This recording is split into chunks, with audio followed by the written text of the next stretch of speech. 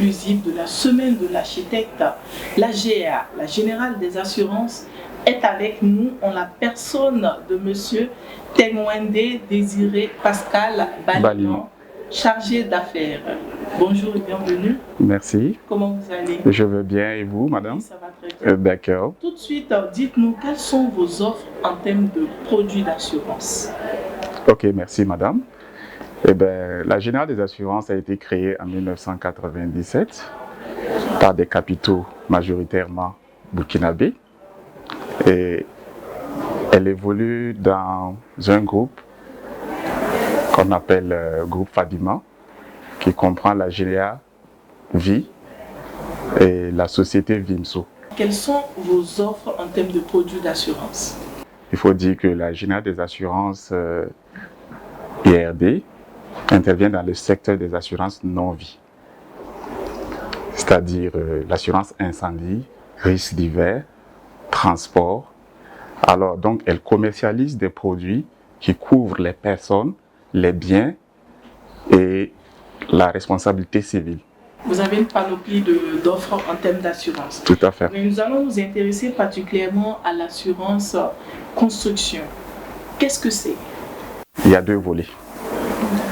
Il y a la partie réalisation de l'édifice et il y a la partie après réalisation.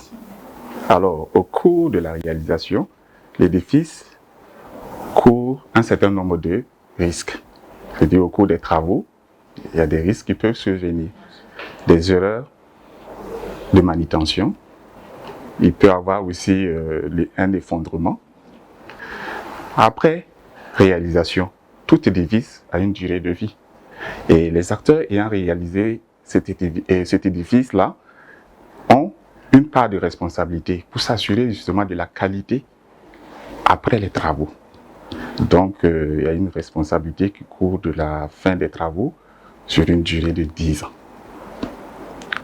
Et pour cela, il y a lieu aussi de prendre une assurance pour se couvrir au cas où la qualité n'y est pas et qu'il y ait d'autres éléments, et des vices cachés par exemple, qui peuvent survenir. Comment se fait la prise en charge lorsqu'il y a effondrement par exemple? Eh bien, c'est justement évaluer les dégâts. Il y a des experts qui interviennent, qui pourront justement déterminer le montant. Et à partir de là, l'assureur intervient dans la limite des capitaux souscrits. Ah, dans la limite des capitaux souscrits? Oui, bien sûr.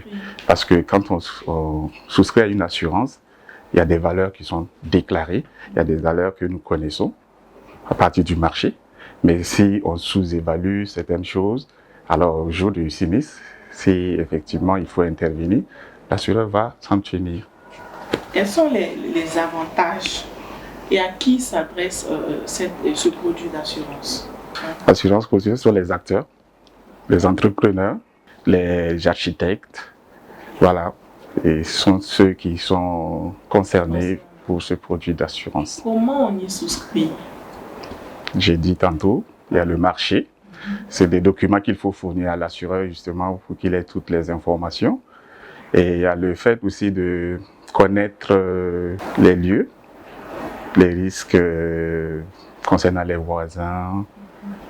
Et l'assureur en ce moment fait une évaluation et propose une prime selon les différents capitaux que l'assureur viendrait à supporter en cas de sinistre.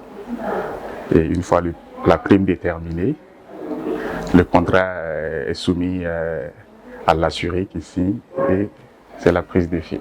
Monsieur Baliman, avez-vous un dernier mot à l'endroit de ces personnes qui hésitent à souscrire à cette assurance de construction? D'abord, il faut dire que l'assurance construction, elle est obligatoire pour un certain nombre d'acteurs.